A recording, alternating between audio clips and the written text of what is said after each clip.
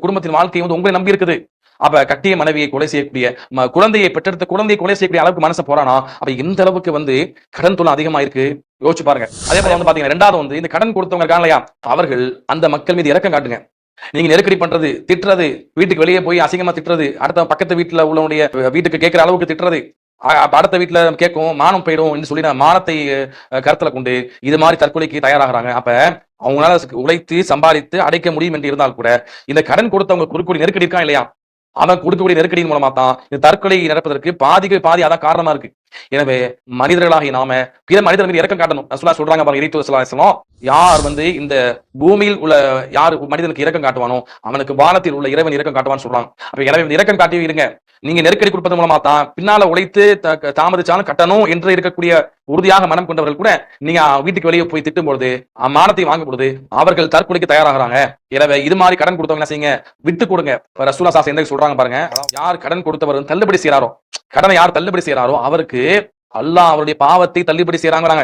ஏன் ரசூலுல்லாஹ் சொல்றாங்க, இப்படி நெருக்கடி கொடுத்தோம்னா நாளைக்கு வந்து தற்கொலைக்கு காரணமாக இது அமைந்து விடும். எனவே மார்க் அந்த எந்த சொல்லுது, கடன் கொடுத்தவங்க தள்ளுபடி செஞ்சாங்கன்னா அவங்களுடைய பாவத்தை அல்லாஹ் தள்ளுபடி செய்யறான். அப்ப நமக்கு பாவங்கள் மன்னிக்கப்பட்டா மறுபடியும் சொர்க்கம் நமக்கு கிடைக்கும். பாவத்தை வைத்துக் கொண்டு சொர்க்கத்துக்கு போக முடியாது. அப்ப சொர்க்கம் கிடைப்பதற்கு ஒரு காரணமா இருக்குது. அப்ப அதை கருத்தை என்ன செய்யணும், கடன் கொடுத்தவர்கள் நல்லினம் காட்டுங்க, இறக்கப்படுங்க. மார்க் எந்த அளவுக்கு சொல்லுது, அதாவது இறந்து போனவர் வந்து அடக்கம் செய்வதற்கு முன்னால ரசூலுல்லாஹ் என்ன செய்வாங்க, இவர் மீது கடன் இருக்கான்னு கேட்பாங்க. அந்த கடனை யார் பொறுப்பேற்றுக் கொண்டீங்கன்னு கேட்பாங்க. அந்த அளவுக்கு மார்க்க வந்து கடனை பொறுப்பேற்கக்கூடிய விஷயத்துல வந்து மார்க்க வந்து அந்த அளவுக்கு வலியுறுத்துது. அவருக்கு யாராவது பொறுப்பேற்காம இருந்தாங்கன்னா நபி ஸல்லல்லாஹு அலைஹி வஸல்லம் என்ன செய்வாங்க, அந்த தலைவர் ரசூலுல்லாஹ் ஸல்லல்லாஹு வந்து அவங்க பொறுப்பேற்பாங்க.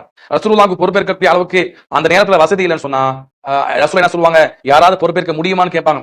அப்படி யாரும் பொறுப்பேற்காம போனாங்கன்னு சொன்னா அந்த ஜனாசாவுக்கு ரசூலுல்லாஹ் ஸல்லல்லாஹு அலைஹி வஸல்லம் அவங்க தொழுகை நடத்தாம, இறுதி தொழுகை நடத்தாம கடந்து சென்று விடுவாங்க, கோபித்து கொண்டு போயிடுவாங்க நம்ம பாக்குறோம். அப்ப ஜமாத்துல உள்ள மக்கள் என்ன பண்ணுங்க, அதை பொறுப்பேற்றுக் கொள்வதற்கு முன் வாருங்கள், உங்களுக்கு தான் பொறுப்பு.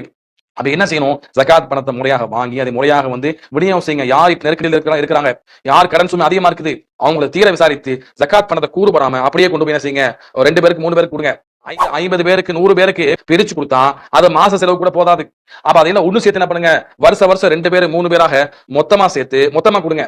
பெரிய தொகை கொடுங்க, அவங்களுடைய கடன் முழுமையாக தீரக்கூடிய அளவிற்கு ஜகாத்தை வந்து கொடுங்க. அப்படி நீங்க கொடுத்தா தான் ஒவ்வொரு வருஷமும் குறைந்தது 3 அல்லது 4, 5 நபர்களை வந்து கடுமையான கடன் சுமையிலிருந்து வெளியே கொண்டு வந்து தற்கொலை தடுக்க முடியும்.